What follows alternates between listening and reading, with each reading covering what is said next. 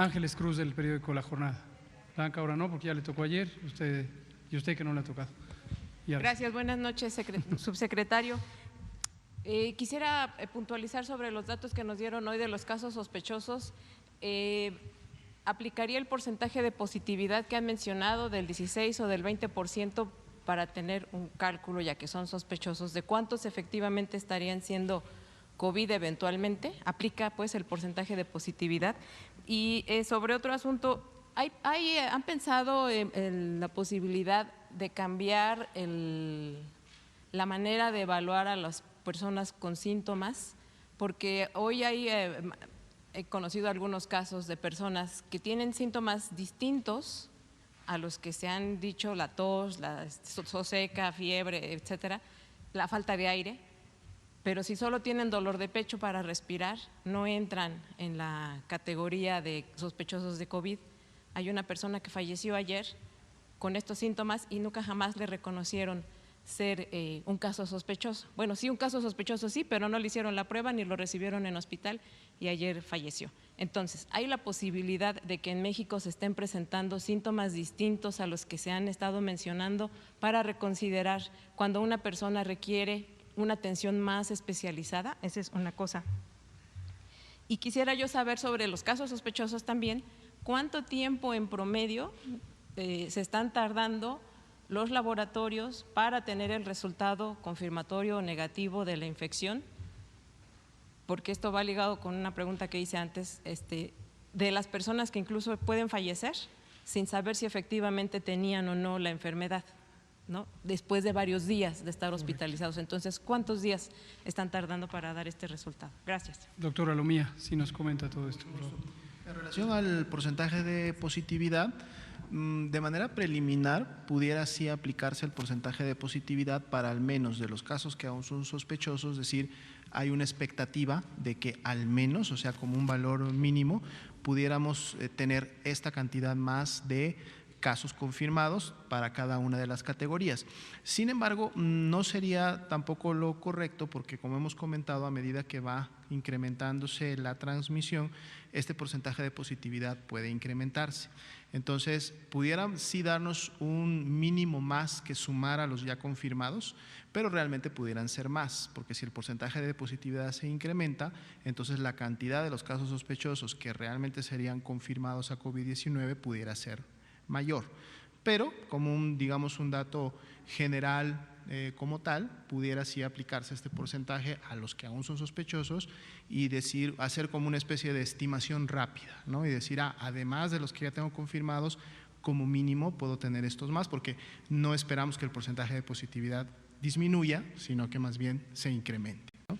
Pero sí, precisamente habría que esperar, y lo uno con la tercera pregunta que tiene que ver con el tema de los resultados, 72 horas, o sea 3 días, es lo que en promedio toda la red, porque eso es un promedio de toda la red nacional de laboratorios, están, digamos, en un máximo de tiempo emitiendo resultados. De hecho, el control o el indicador de calidad para resultados de laboratorio es precisamente o sea, después de 72 horas se considera ya que un resultado no es oportuno como tal. La gran mayoría, estamos hablando de casi el 75% de los resultados se han tenido dentro de este rango de 72 horas. Y en el caso de los signos y síntomas de enfermedad, lo que se ha observado tanto en los casos en México como en la bibliografía internacional es que los síntomas respiratorios tienen una gran, digamos, variedad de presentación. El dolor de pecho como tal pudiera identificarse como un signo de alarma en una persona que presenta signos respiratorios. Sin embargo, el dolor de pecho por sí solo, la dificultad respiratoria, de hecho, la dificultad respiratoria es el signo de alarma, digamos, más común cuando empieza una persona a tener una evolución grave. De hecho, es el principal signo de alarma, la dificultad respiratoria. Pero el dolor de pecho puede asociarse a muchas otras patologías, entre ellas, por ejemplo, el infarto al miocardio o infarto cardíaco, precisamente expresa dolor de pecho como signo o síntoma principal. Entonces, sí es importante que estén presentes otra sintomatología respiratoria para que el caso pueda cumplir con la definición operacional y ser considerado como sospechoso de COVID. Gracias, doctora Lomía. Usted y usted. Y Araceli. A usted. Buenas noches, doctor. Buenas noches a los que le acompañan en la mesa. Dos preguntas rápidas. La primera, en redes sociales se ha dado en estas últimas semanas, especialmente ayer, una controversia por la cuestión del abasto de insumos. Tijuana, por ahí incluso un comediante pues se prestó a este tipo de cuestiones. Si nos puede hablar de esta cuestión de los vuelos que se tienen ya en puerta, si hay una fecha táctica o ya considerada para que este tipo de desabasto se acabe, siendo que sea fuerte o no sea fuerte, como se menciona en redes sociales. Y la segunda, si nos puede hablar un poco el doctor del Seguro Social de Prestaciones Médicas en cuanto a las características exactas del bono. Nos mencionaba que incluso hasta personal de limpieza va a aplicar lo del bono por riesgo de trabajo. Y en base a eso, si usted, doctor, nos puede comentar si se está estudiando un bono también para el personal de la Secretaría de Salud. Gracias. Le contesto la primera y le paso la voz al doctor Borja. Efectivamente, el tema de los equipos de protección personal es algo que debe ocupar a la sociedad. Es algo muy importante, en especial en el personal clínico que está directamente enfrente de los pacientes que tienen COVID, y el tener los equipos de protección personal es un elemento fundamental para su protección. Los equipos, para quienes nos escuchan y no están familiarizadas con qué quiere decir los equipos de protección personal, son precisamente los aditamentos de protección. La mascarilla, particularmente la mascarilla N95, los gogles y también se pueden utilizar guantes por parte del personal de salud. Ayer hablé con detalle de lo inadecuado que es pensar que en la comunidad se necesiten este tipo de equipos. Específicamente dentro del personal de salud hay quien necesita utilizar estos equipos de máxima protección porque está en cercanía con la vía respiratoria de los pacientes que tienen COVID. Hace una semana usé esta analogía aclarando que es clarísimo que son dos situaciones completamente diferentes, pero la usé para ilustrar en general para la población que no tiene familiaridad con el proceso de atención de la salud, quién debe usar las mascarillas N95 y quién no. Y la analogía, habiendo hecha la advertencia de que no tiene nada que ver la salud con el ejemplo que voy a dar, si tuviéramos una ocupación de trabajo de una persona que hace soldadura, está claro que la persona que está directamente soldando necesita una protección, en este caso para los ojos, y utiliza una máscara de soldador con una sombra 14, que es un vidrio de alta protección. Quien estuviera en una misma unidad de trabajo donde se hace soldadura, pero no está directamente ahí, no necesita utilizar este tipo de mascarilla. ¿Por qué uso este ejemplo? Porque es parecido, en otro contexto muy diferente que es la salud, a quién debe usar la mascarilla N95. La debe usar quien está directamente tomándole muestras de secreciones respiratorias de la nariz y la faringe a alguien para el diagnóstico de COVID, o quien hace procedimientos invasores de la vía respiratoria, por ejemplo la intubación endotraqueal, el colocar la sonda endotraqueal, la sonda que va para la respiración mecánica asistida. Ahora, ¿por qué lo menciono? Porque en semanas previas tuvimos un uso inapropiado en distintas unidades de salud de todas las instituciones, un uso inapropiado de estos equipos que se empezaron a distribuir a personal que no tiene una necesidad de utilizarlas. Ponía yo un ejemplo, hace varias semanas fui al Senado de la República a una reunión a la que me convocaron los miembros de la Junta de Coordinación Política, y me llamó poderosamente la atención que al recibirme en la puerta del estacionamiento había una cuadrilla de personas del personal de seguridad del edificio que me recibieron, además de con medidores de temperatura, con mascarillas N95. Pues esto no tiene sentido, porque obviamente es un desperdicio de estos materiales que son escasos en el mundo entero.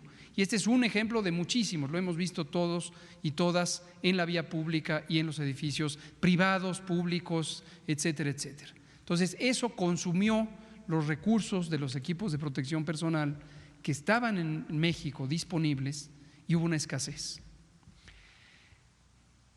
En las semanas recientes y concretamente desde el martes próximo pasado, anunciamos ya la llegada del primero de los 11 vuelos que se tienen contemplados en este puente aéreo entre México y China para la adquisición y el transporte de este tipo de equipos y los ventiladores y muchos otros materiales.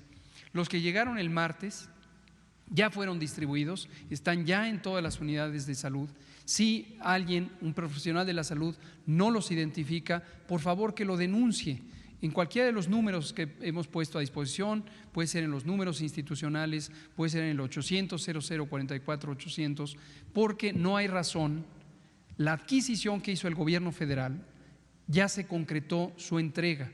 Entonces, si en una unidad de salud no hay estos equipos, quiere decir que alguien está obstaculizando la llegada de estos equipos. Entonces, para tomarlo en cuenta, ¿sí? Le pido al doctor Borja si nos comenta de lo otro, de lo del bono y demás. Bueno. Lo del bono. El bono va a ser otorgado a los trabajadores que atienden esta contingencia en 184 unidades que tenemos para la atención de COVID. De ellas son 29 unidades que van a ser 100% COVID. El 100% de sus pacientes serán pacientes COVID. 155 unidades híbridas que le llamamos, que seguirán atendiendo urgencias y algunos servicios que no podemos suspender, 3 unidades nuevas adicionales que tendremos y algunas unidades temporales que se van a instalar en las principales metrópolis. Todo este personal va a recibir el bono. Esto incluye también en el primer nivel a los módulos de atención respiratoria instalados específicamente para la contingencia, lo que le llamamos el triage respiratorio, el personal responsable del material y equipo de protección personal, el personal que realiza funciones en las plantas de lavado también, y el personal cuyas categorías se encuentran relacionadas directamente con la atención de los pacientes. Gracias. Todavía no se ha considerado esta medida, como indica el doctor Borja, apenas la aprobamos hace unos minutos en el Consejo Técnico del Seguro Social y nos pareció una excelente propuesta de parte del director general y se analizarán otro tipo de medidas semejantes en las otras instituciones. Vamos a darle a usted, ¿sí? Nos da tiempo para 2 preguntas más, si son breves y concretos. Gracias, doctores. Buenas noches, Alejandro Lelo de la REA. Preguntar, doctor, solo para hacer una precisión, ¿qué le recomienda usted a la gente que cuando trabaja llega a casa para proteger a los niños y si usted cree que es conveniente llevar a los niños al trabajo? En días recientes, el domingo concretamente, vino el director general de Promoción de la Salud, Ricardo Cortés, y nos mostró el material que tenemos sobre niños y adolescentes. En esta semana vamos a traer también, vamos a invitar a los colegas que se dedican al tema, tanto del DIF como del Centro Nacional para la Salud de la Infancia y la Adolescencia y del Sistema Integral de Protección de Niñas, Niños y Adolescentes. Posiblemente nos acompañe también en el curso de la semana Guillermo Santiago, titular del Instituto Mexicano de la Juventud. Aquí lo que interesa mucho es la población infantil. Hoy también circulamos un video respecto a cómo abordar la situación con los niños y las niñas. Hay un aspecto importante que tiene que ver, no es exclusivo de niños y niñas, y tiene que ver con las medidas de protección general. Me lo preguntaban también ayer respecto a qué pasa cuando una persona está trabajando fuera porque cumple una actividad esencial y llega a casa si tiene que tener algún cuidado en particular. Aquí hemos enfatizado para personas adultas mayores, lo acabamos de decir ahora, para mujeres embarazadas, pero desde luego si en casa vive una persona que tiene diabetes, hipertensión o alguna de las enfermedades crónicas que aumentan el riesgo de complicaciones de COVID, es muy importante tomar en cuenta que las medidas de precaución hay que hacerlas de manera más cuidadosa, más extrema, y las fundamentales son las mismas: lavado continuo de manos repetidamente a lo largo del día por más de 20 o 30 segundos. Si se padece síntomas compatibles de COVID, se tiene que estar físicamente en la casa, lo más aislado posible de los familiares, y desde luego proteger el estornudo. Esas son las medidas generales para una infección de transmisión respiratoria, y hay que cuidar en todos los casos, no solamente en los niños, sino también con mayor razón en adultos mayores. Interesantemente, y esto es alentador, los niños pueden desde luego tener infección por el coronavirus, pueden tener enfermedad COVID, pero por alguna razón que no es bien entendida todavía científicamente, son poblaciones de bajo riesgo. Contrario a lo que recordarán, alertábamos al inicio de la epidemia en México que los considerábamos en la misma categoría de riesgo que la influenza, pero a lo largo de estas semanas, con la evidencia que ya ha surgido de lo que ocurrió en otros países y que ocurre también en México, se documenta afortunadamente que las personas jóvenes, incluyendo niñas y niños, no tienen un riesgo particular de presentar complicaciones. Claro, aquí solo un agregado, doctor. ¿Usted no cree haber violado, incumplido el protocolo el sábado anterior cuando trajo a su hijo aquí a Palacio Nacional? Y se lo pregunto no porque no es un asunto familiar, porque usted es el ejemplo de todos los mexicanos en este momento y trae a su hijo a Palacio. Además, Palacio Nacional es un lugar público. ¿No incumplió este protocolo de cuidado a los niños? ¿No dio un mal ejemplo, doctor? El ejemplo es importante, pero lo más importante es la conciencia del riesgo. Hemos estado hablando todos los días, espero que usted haya prestado toda la atención debida a las medidas de precaución. Entonces, en un momento dado, querer enfocar a un funcionario público en términos de su vida privada, pues creo que es ganas de querer distraer la atención. Perdón, doctor, tomemos no es vida en cuenta privada porque que ocurrió las en un lugar medidas público, de doctor. precaución deben ser consideradas en todos los casos. Hoy, por ejemplo, de manera me parece un tanto morbosa, fuimos con el secretario de Salud y los compañeros de INSABI a buscar algo que desayunar aquí a unas pocas cuadras, y tuvimos un acoso de varios fotógrafos que estaban retratándonos mientras nos tomábamos el café y nos tomábamos una torta ahí en la vía pública. Entonces creo que hay que dimensionar público, de acuerdo a lo que corresponde. Gracias. Es usted un hombre público. Última pregunta, y la pregunta era con fines públicos, doctor. Gracias. Gracias. Ernesto Osorio, de un grupo del Instituto Mexicano de la Radio. Preguntarle, doctor, revisando la página hoy del Consejo de Salubridad General, me encontré con el documento de la guía bioética de asignación de recursos de medicina crítica para el personal de salud. Y mi pregunta va específicamente si es que esta guía se ha entregado ya al personal médico de las instituciones de salud pública, es decir, las decisiones que por un consejo de ética, tengo entendido que se formó, se van a tener que tomar decisiones difíciles, como por ejemplo el priorizar atención a un grupo de personas de mayor edad o de menor edad, según sea el caso. ¿Se ha dado ya esa capacitación? ¿Se ha difundido entre el personal médico esta guía? Este tipo de guías son muy importantes, no son nuevas, ahora aplican a COVID, es una adaptación de preceptos éticos fundamentales. También la Comisión Nacional de Bioética, que depende de la Secretaría de Salud, en semanas recientes tuvo reflexiones con distintas personas especialistas en ética, en bioética, en ética de la atención médica, y lo que consideramos que es muy importante en este momento es ubicar los distintos escenarios en los que podemos enfrentar una situación tan compleja como esta, y no perder de vista que los preceptos éticos fundamentales, muchos de ellos representados también en forma de leyes o disposiciones jurídicas diversas, deben ser considerados como estándares universales.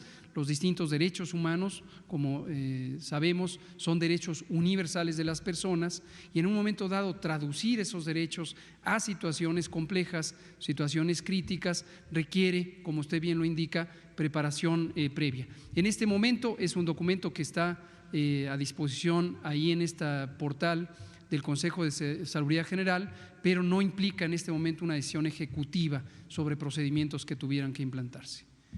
es el término. Muchas gracias. Aquí terminamos. Gracias. Mañana empezamos.